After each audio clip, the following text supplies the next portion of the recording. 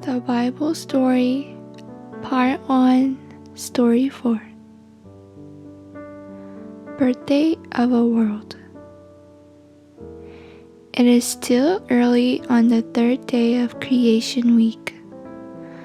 There has been a very great earthquake. Land has mysteriously risen out of the ocean. Islands of all sizes and shapes have appeared. Majestic mountains, rolling hills, and lovely beaches are to be seen where before was only sea. Yet there is something the matter.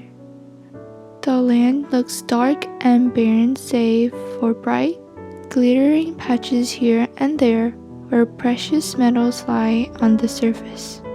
There is not a tree or a bush or a blade of grass anywhere. Surely God does not intend that anyone shall live in a place like this? Wait a minute. It is too soon to judge. Listen, God is speaking once more.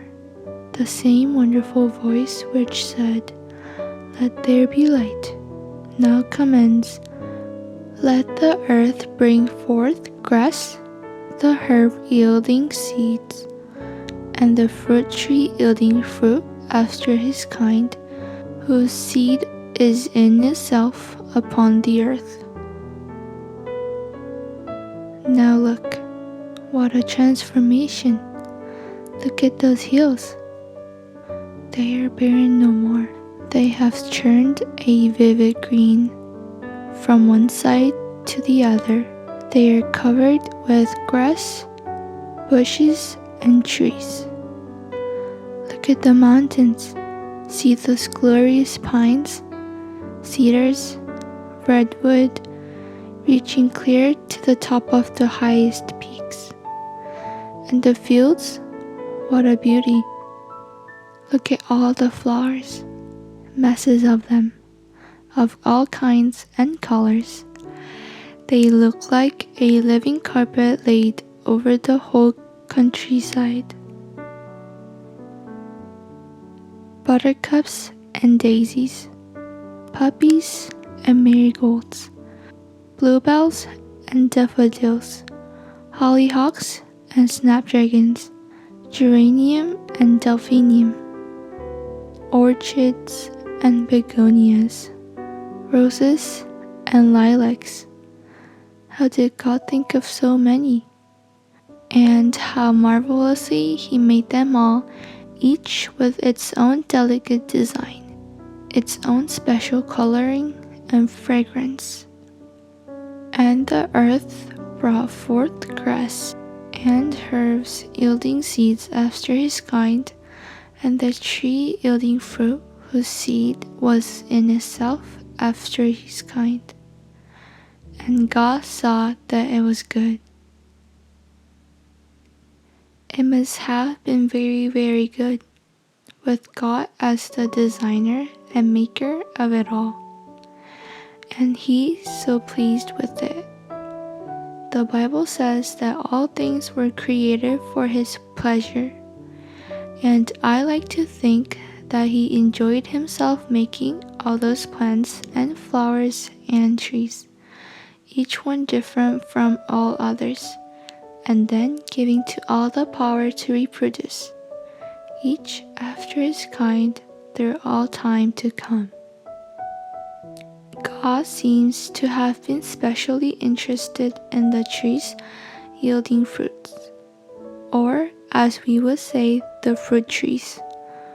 With what care He made the apple trees, the plum trees, the pear trees, the orange trees, the lemon trees, the avocado trees, and all the rest, each with its own choice fruit. And I think I can see Him moving from one beautiful tree to another, perhaps even tasting the fruit, and saying to Himself, "He'll like this, I'm sure He will, and this, and this." For God was not thinking of Himself, but of someone else.